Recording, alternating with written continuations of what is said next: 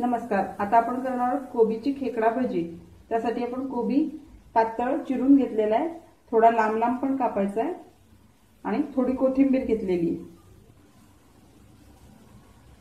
चवीसाठी मीठ, लाल तिखट, हळद, धणे पावडर, ओवा आणि चिमूटभर सोडा। भजीत आपण थोडं बेसन पीठ आणि थोडं तांदळाचं पीठ घालणार आहोत। तांदळाच्या पिठामुळे भजी थोडी कुरकुरीत होतात मस्त। आता एका भांड्यात आपण कापलेला कोबी,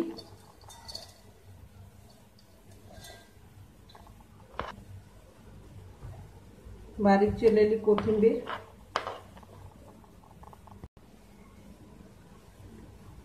आपण हे चवीसाठी जे घेतलेले आहे त्यात सोडा सोडून आपण सगळं याच्यात घालून घेणार आहोत। धणे पावडर, हळद, लाल तिखट, मीठ आणि ओवा हे आधी व्यवस्थित मिक्स करून घ्यायचंय।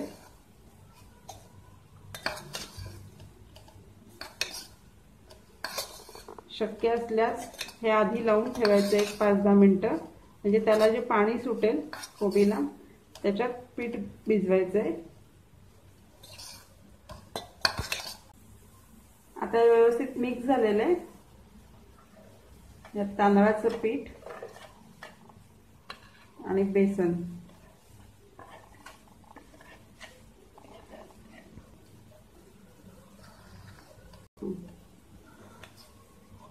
ज्यांना बेसन चालत नाही त्यांनी थोडं बेसन आणि थोडं मक्याचं पीठ घालू शकता। आता हे ढवळून झालेलं आहे, थोडं थोडं पाणी घालायचंय।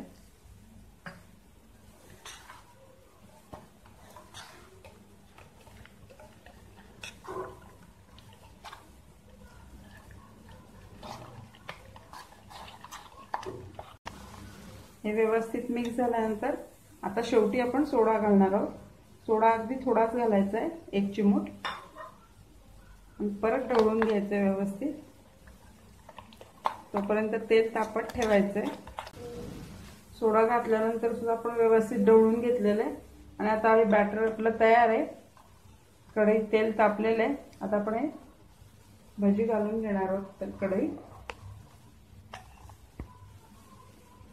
गॅस खूप मोठा नाही ठेवायचा आहे, नाहीतर भजी फक्त वरनच करपली जातील, आत मात्र कच्ची राहतील।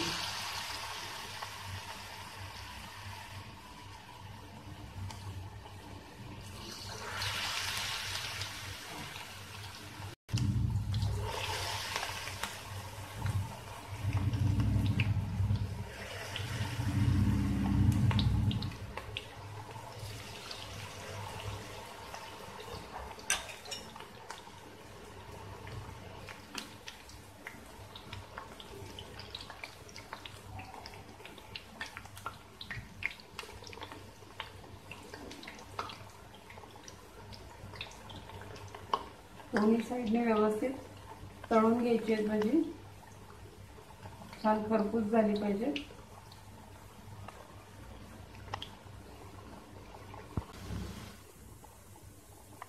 भजी छान आता खरपूस झालेली आहे। आता आपण हे काढून घेऊया।